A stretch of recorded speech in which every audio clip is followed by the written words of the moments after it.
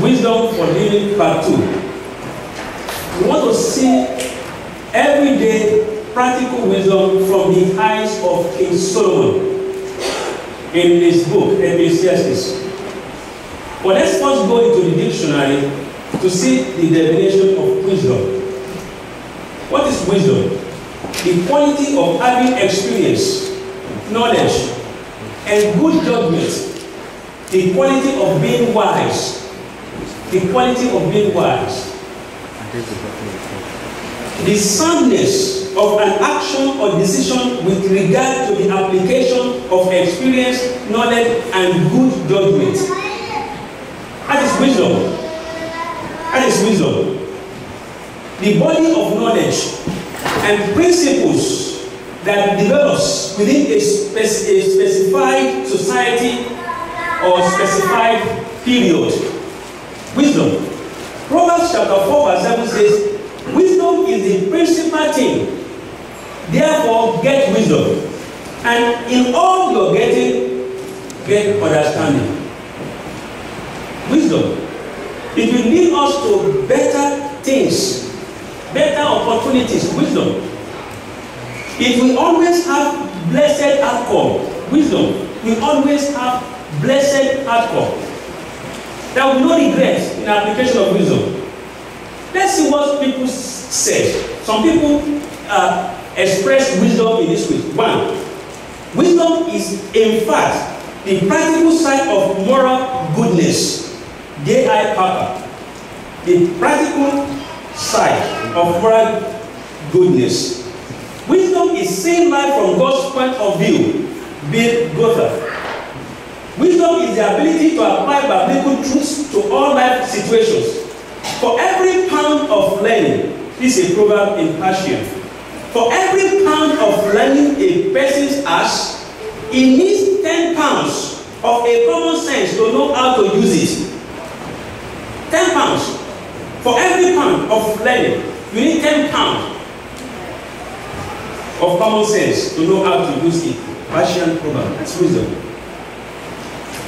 Anonymous. A wise man learns by the experience of others. An ordinary man learns by his own experience.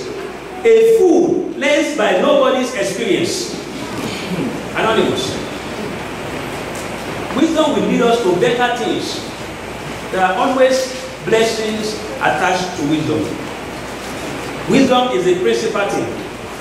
Therefore, get wisdom, and in all you're getting, get understanding. The Lord will bless us in Jesus' name. Amen. So in part 1, we're able to we lay foundation for this series, Wisdom for Living. And our text is always taken from Ecclesiastes chapter 7, from verse 1 to 14. Today we're going to see from verses 1 and 2. We'll try to treat verse 1. If time will permit us to go to part 2, otherwise we'll do part 2 we'll put verse 2 in part 3. Praise the Lord. Hallelujah. Wisdom. King Solomon pursued life meanings, but did not get answers to certain basic things in life. But let's see, maybe he got answers to them as we go into this series. Those basic questions are: who am I? Why am I here? Where am I going? Where did I come from? Life is empty without God. Came to that conclusion. Ecclesiastes 2 verse 10, Solomon came to this conclusion that whatever my heart desired, I did not keep from them. I did not withhold my heart from any pleasure. For my heart rejoiced in all my labor, and this was my reward from all my labor. And then he went to verse 11 and said, then I looked on all the works that my hands had done, and on the labor in which I had toiled. And indeed all was vanity and grasping for wind. There was no profit under the sun. No profit under the sun. So, if you look at the way Solomon tried to explain this thing to us in that chapter 7 of his book, Ecclesiastes, he was so practical. He brought us home very close to his own experience about life as a king who ruled over Israel. His dad, David, fought every battle. And then his reign was so peaceful because all the enemies of Israel, they have already been conquered by his father. So he had a very good time. He had a time for pleasure. He had so many opportunities. He enjoyed life. He partied. I mean, he had a good time. Now, in chapter 2 of Ecclesiastes, Solomon explained that he has that the house of feasting is senseless from all his enjoyment, from all his experience. In chapter 1, Solomon tried to conclude whether man with true wisdom or even true intellect could discover a way back to paradise.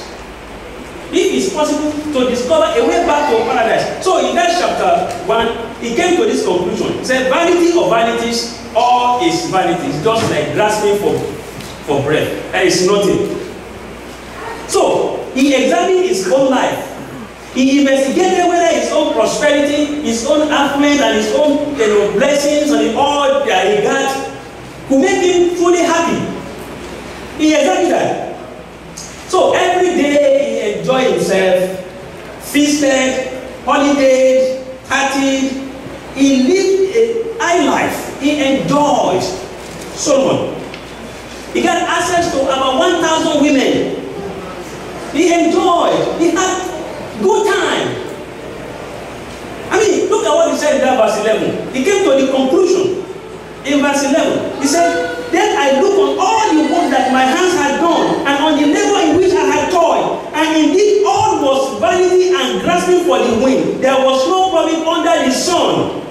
Now, if Solomon can say this, someone who had every opportunity, somebody who exposed himself to pleasure, can I come to this conclusion that is all vanity? Then what do you think about us today? Let's look at this. When you are going out in the morning, don't leave wisdom behind. In any decision you want to make in your family, please try to allow wisdom to help you out. In anything we lay our hands upon, let us allow wisdom. There are things we have to do under the golden heights of wisdom, so we can have the blessings attached to wisdom, so we can enjoy the promise that wisdom can give to us. So let's see in this part 2.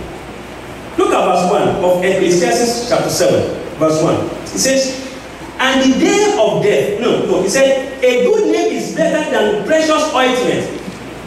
Now, after Solomon enjoyed and he partied, he holidayed, he did all that he can do, he came to a point that the mistakes that I have made, like a prodigal king, I do not want people that will come after me to make the same mistake. He was thinking. So, he penned down this chapter 7. If we can look closely to this chapter 7, you will see where King Solomon was coming from. You know, his people, they enjoyed with him. They had a nice time. They had a peace at the time of his reign. They have a lot of plenty of success. So, it's very easy for them to understand where Solomon was coming from. It's like telling them, my people, we enjoyed together. We had all this pleasure. We had all this fame. We had all these successes. But listen to me very carefully. Let's go and look at life. If all these things that we got can have any impact in our lives, especially our eternity, our future. And so he came to write this thing down. So look at verse 1. It says, a good name is better than precious ointment. You all know what we can call precious. In those days, people that are rich, they want to cover themselves with good odor, good smell. So they use ointment, what we can call cologne today, or perfume. So they can smell well. But Solomon is saying that if you have a good name, if you have good character, it is better than just putting a cologne on your body. It's better because a good name will last to the future.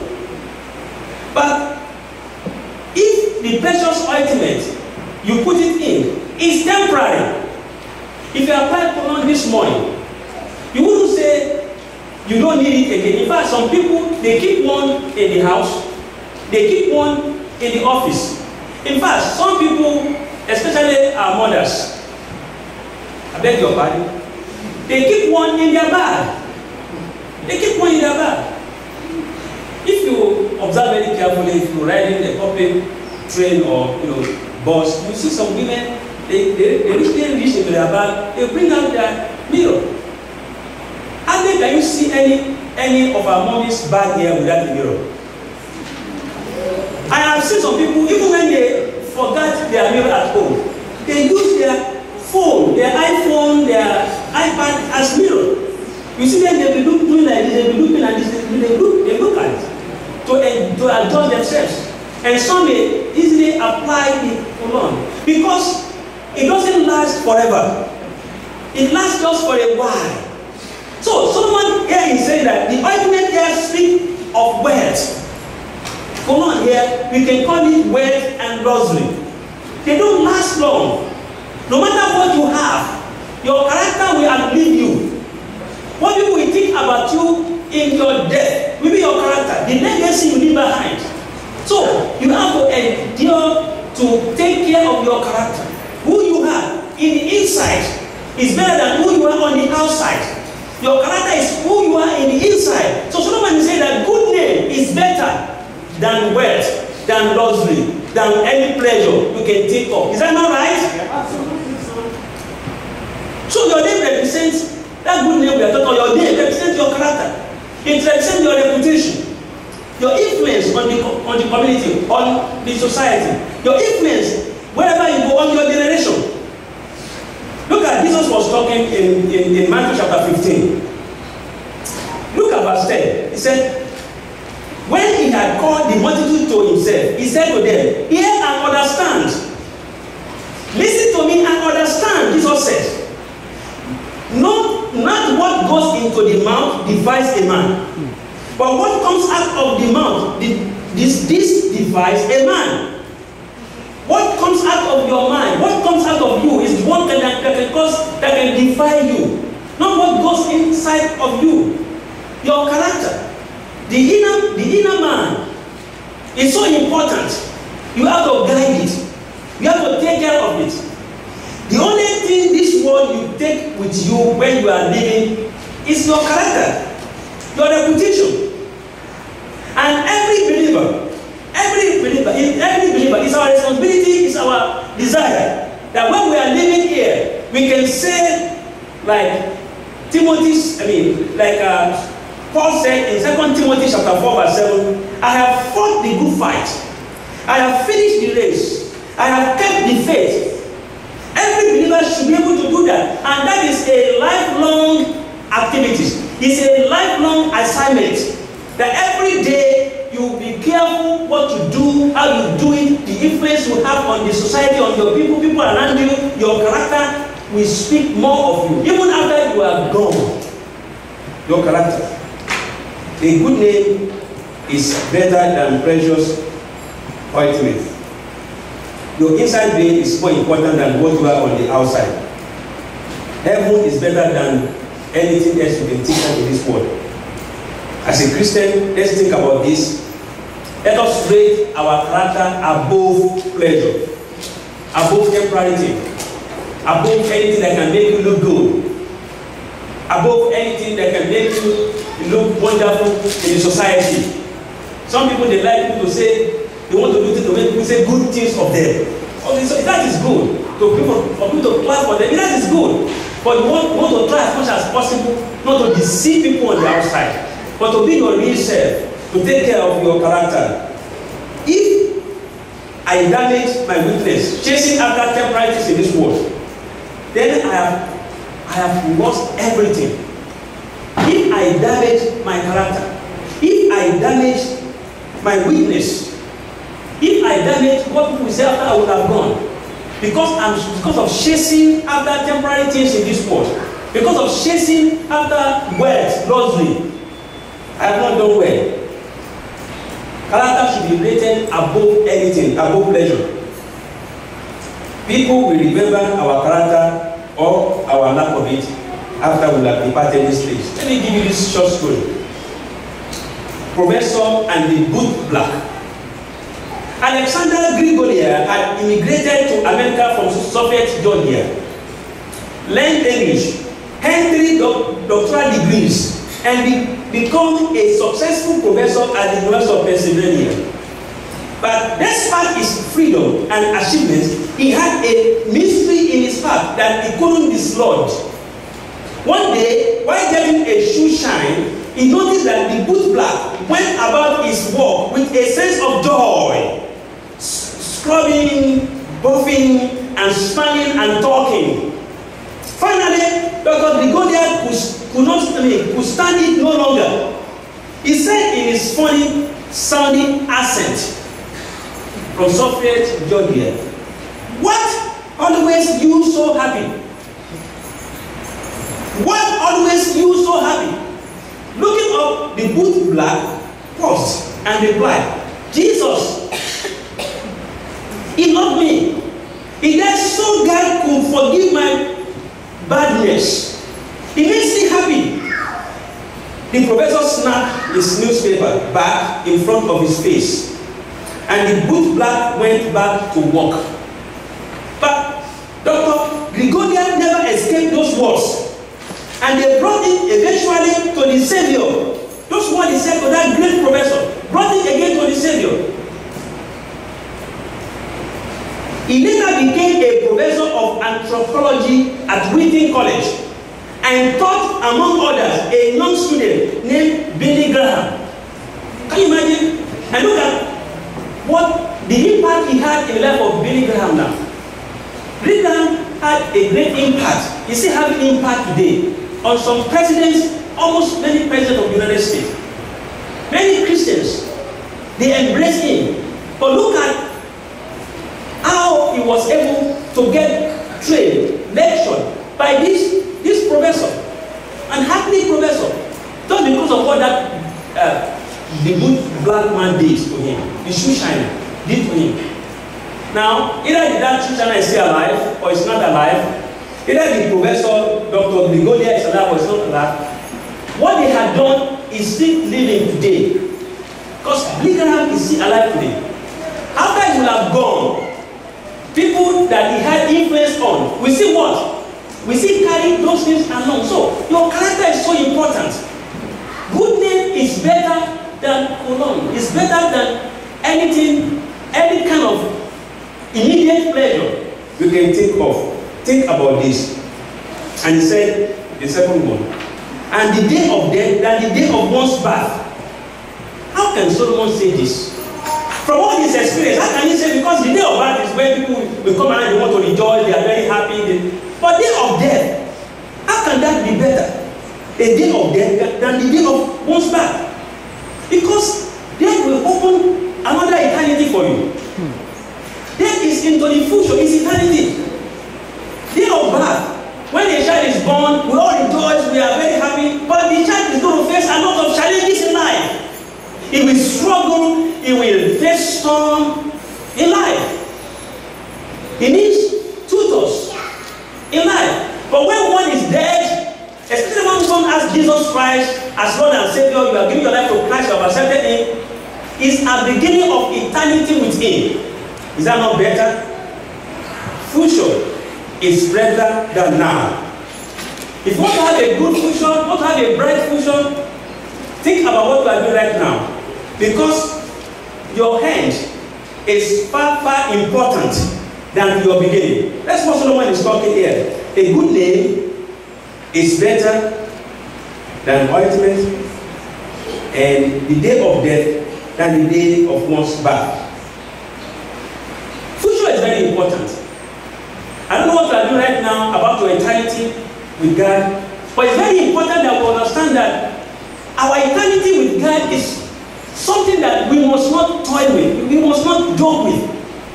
If you come to the church, understand that the reason why we gather together here is to have eternity with Christ. Because absent in this body, we will be present with the Lord. And if you are here, you have not given your life to him, think about that. Think about giving your life to Jesus Christ. Future is so important. If you are very wise, you want to don't take too much attention on the past, but you want to pay more attention to your future. You just glance at the past, and you focus more on the future. Say, verse 2, better to go to the house of mourning than to go to the house of feasting, For that is the end of all men, and the living will take it to heart. How on heart can Solomon say this?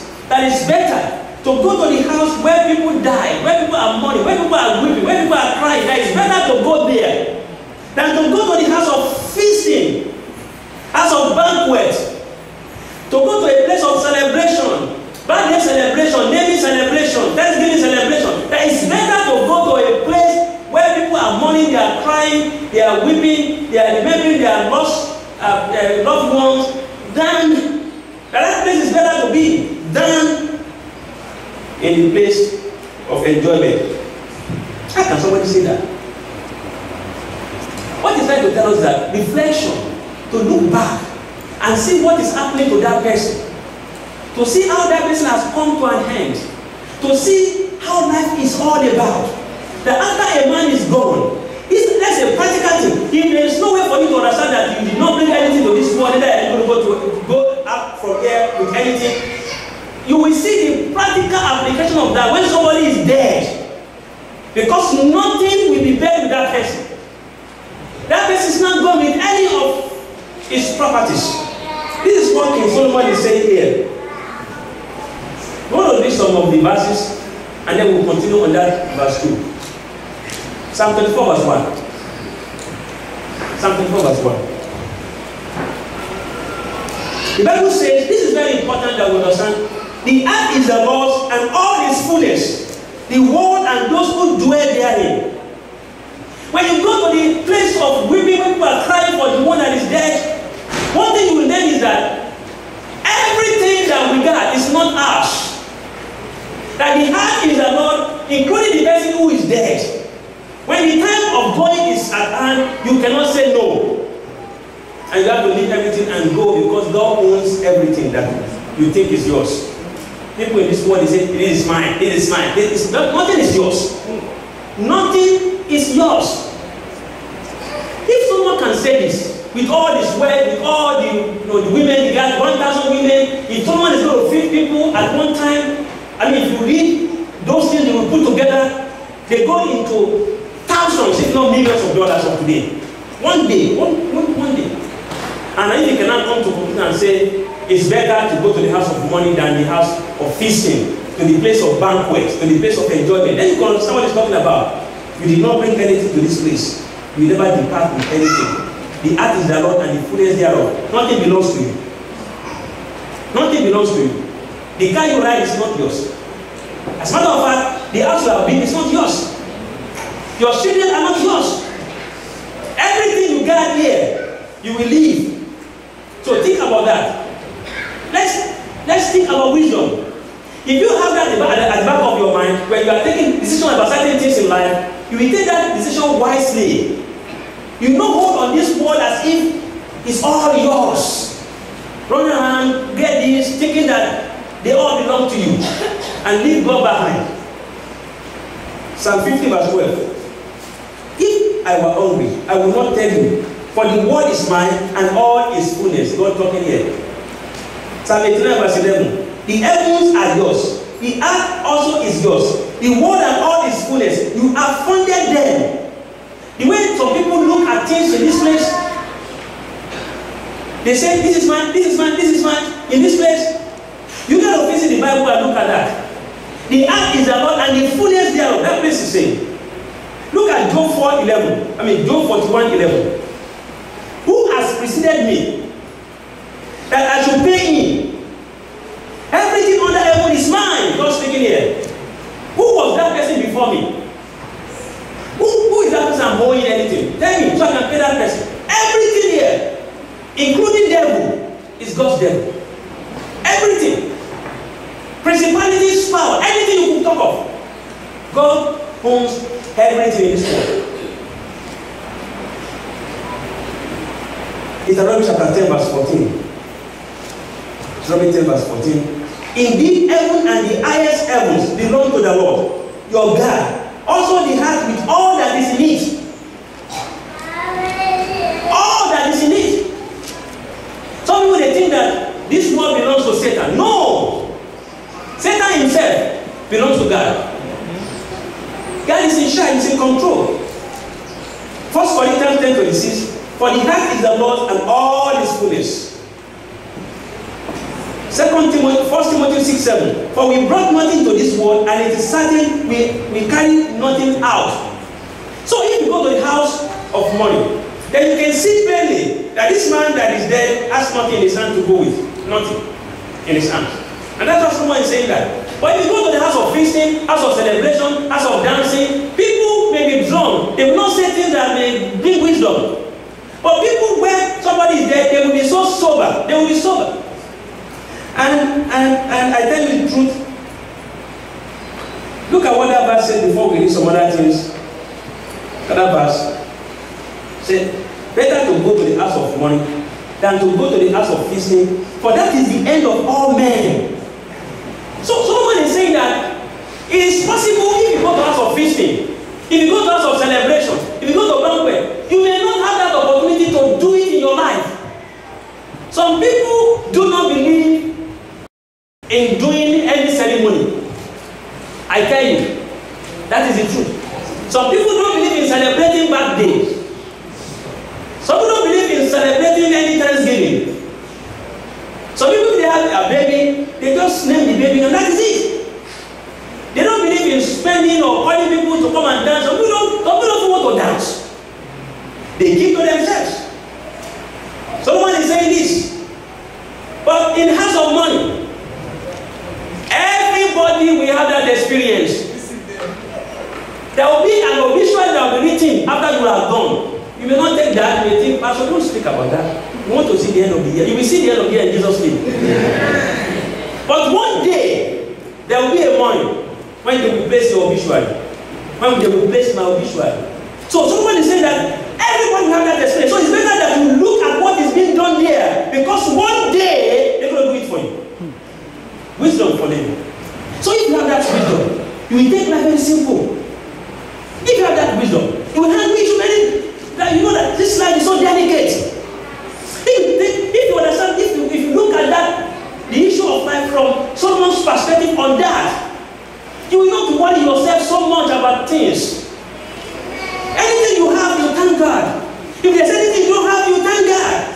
Because you did not bring anything here. When you are going, you will not go with anything. If you get 20 children, none of them will go with you when you are going. If you have 20 houses, none of the houses will go with you. Even if they put you down, they bury you there. You better tell your children, if you are going to say this, I will take my body house. Otherwise, the new owner can just cement everything and put anything on that place without any regard, because they have no connection with the owner of the house. The house is being bought. That was why when Joseph was living, he told his people, take my bones to the promised land. It's better to go to the house of money than the house of feasting. Because what? For that is the end of all men. Every man, they will organize that ceremony for every man. Some people will even pay for everything before they will have gone. They will pay for everything. They will make phone calls. They will call everyone. They will say, do this, because everybody will have that experience. And then, what happened? The living will take it to heart. Anyone who's alive will look at it and say, oh, so this is life. Then you begin to peruse it in your heart. You begin to process it in your heart. You begin to think that, hey, so one day they will do something like this for me. Hey, I better prepare so that I can spend the rest of my life for God. I better prepare so that I will not just gather these things together, because I don't know, even maybe after I will have departed, the one who will take over will be a lunatic who will waste everything in a moment. Praise the Lord. Hallelujah. Praise the Lord. The Lord give us understanding in Jesus' name. Amen. When you are leaving your home, don't leave wisdom behind. When you want to handle anything in life, look at life from Solomon's point of view. In this Ecclesiastes chapter 7. Look at life. Make it very simple, my brother, my sister. Take life very easy. Take it easy. Don't keep grudge. Don't keep malice. Don't think you are all in all. Some people are so they think they hold everything. They are so proud. carefully. Human beings, this is how we are. This is how we are. We have no guarantee of what will happen in an hour to this, even in a second to this. We don't know. We don't have guarantee of it. We don't have guarantee of it. Can you imagine those who had earthquake in Mexico? Some went to work. As a matter of fact, few hours they were doing drilling. They were doing, you know, this fire drill they do in the offices. When they bring fire alarm, everybody will rush. No, they tell you, this is the meeting point. Anything you are doing in my place of work, anything you are doing, when they ring that bell, everybody must come out. They come out, the fire chief will tell us, this is where we go to gather if anything happens. You can't tell the fire chief, why are you thinking negative? Nothing is going to happen. Fire is not going to burn. Nobody have that guarantee. They were doing that kind of drill for earthquake, not few hours. And the real earthquake happened. Boom. 7.1 magnitude. Many people died under the road. There is no certainty about what will happen in a second from now. Take wisdom with you when you take any decision in life. Take life very easy, my brother. Love people. Love people. Don't hate people. Look at life as if it's not yours. You just have the opportunity. Don't make guess of anybody. If somebody had a situation, what is happening to that person can also happen to you.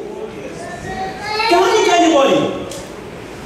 You don't have auto crash in Jesus' name. Amen. The vehicle that you drive, some people they call it a coffin. That's what they call it. They say moving what? They call it moving coffin. Because if you are careful, somebody who is driving around may not be careful. If you are not drunk, somebody is driving around beside you may be drunk. And they just lose control. Brake can fail. Anything can happen. Somebody can slump while driving. It has happened. Just collapse on the steering. And then the control of the vehicle is in the hands of God. You could kill people, you could do anything. When you are in the train, somebody who is the conductor can slip off. When you are flying, you are in the plane, the pilot can collapse. The pilot can be drunk. While you are sitting down, you are looking at movie, and the pilot is drunk. So, it's by the grace of God we are here, my brother. Nothing is happening here. Understand where someone was coming from. With all his pleasure in life, with all the enjoyment, with all the peace he enjoyed, with everything, with the praise of people, he said it is better to go to the house of mourning than the house of feasting. Because the living will take it to heart. Ecclesiastes chapter 5 verse 15. And Ecclesiastes 5:15. As he came from his mother's womb, naked shall he return, to go as he came. And he shall take nothing from his labor, which he may carry away in his hand. Nothing from his labor. Nothing from the pressure of life. Sometimes I think that I look at the pressure of life, it's too much. I am telling you, it's too much. When are we going to rest, my people? It's too much. You never have anything and say, this is okay for me. Ask people that they got money. They are still looking for money. They watch in the stock market, they're doing this, they're looking for money. And there is nothing we will go with the labor that we have labored for. Solomon talking here. As he came from his mother's womb, naked shall he return, to go as he came, and he shall take nothing from his labor, which he may carry away in his hand. He will leave everything here. It's better to go to the house of mourning than the house of feasting. Because the living will take it to heart. But that will be the head of every man. Finally, Psalm 49 verse 17. Psalm 49 verse 17. For when he dies, he shall carry nothing away. His glory shall not descend after him. His glory, his praise will not descend after him.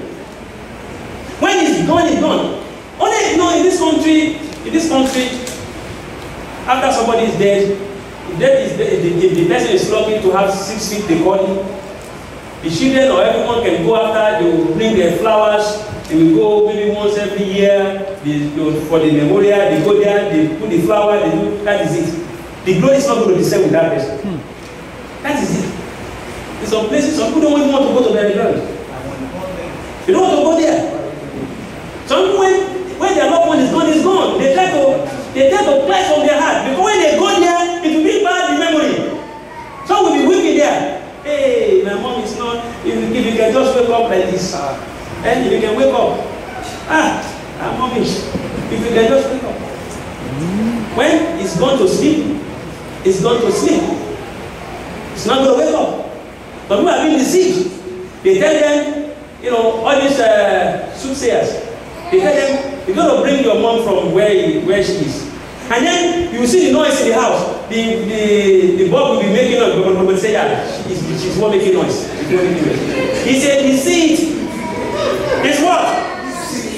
The seed, big one, big deceit. Yes, of the highest order. The word should take this, the living should take this to heart.